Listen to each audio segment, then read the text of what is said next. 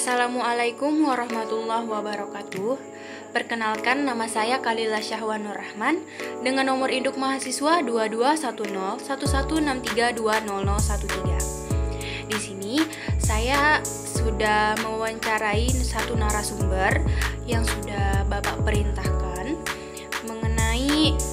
menanyakan anak sekolah tingkat SMP maupun SMA tentang pelajaran bahasa Indonesia yang mereka sulit pahami atau sulit untuk dimengerti.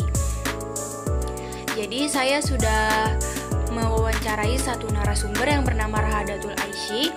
Dia kelas 9 Madrasah Sanawiyah, semester ganjil.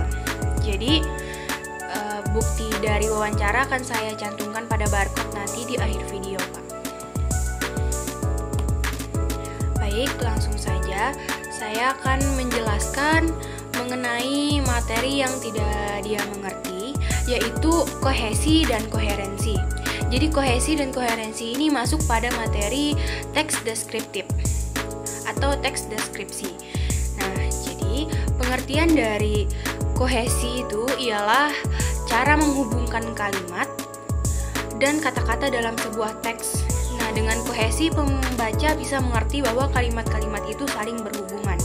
Jadi kohesi itu mengandung satu gagasan utama, semua informasi mendukung gagasan utama.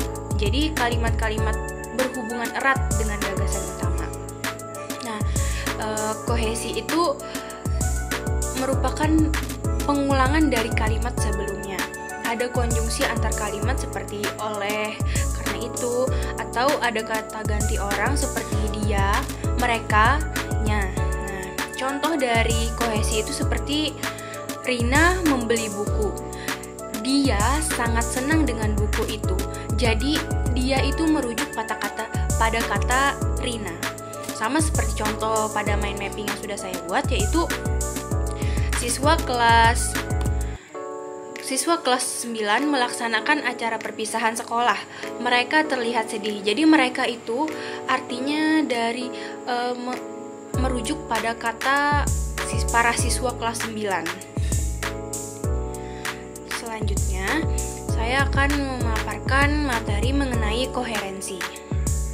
Nah, jadi koherensi itu ialah kesatuan makna dalam sebuah teks. Jika teks koheren, pembaca dapat mengikuti alur cerita atau ide dengan jelas.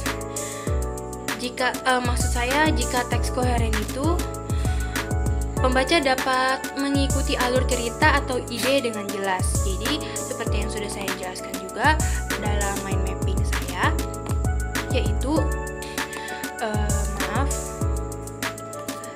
jadi koherensi yang sudah saya jelaskan di mind mapping itu ialah ada kepaduan makna. Makna kalimat awal itu berkaitan dengan makna kalimat berikutnya. Jadi kalimat kedua dan kalimat selanjutnya itu selalu berkaitan. Nah, contohnya itu seperti yang sudah saya paparkan, yaitu aku bangun pukul 5 pagi. Kemudian langsung mengambil wudhu untuk sholat subuh.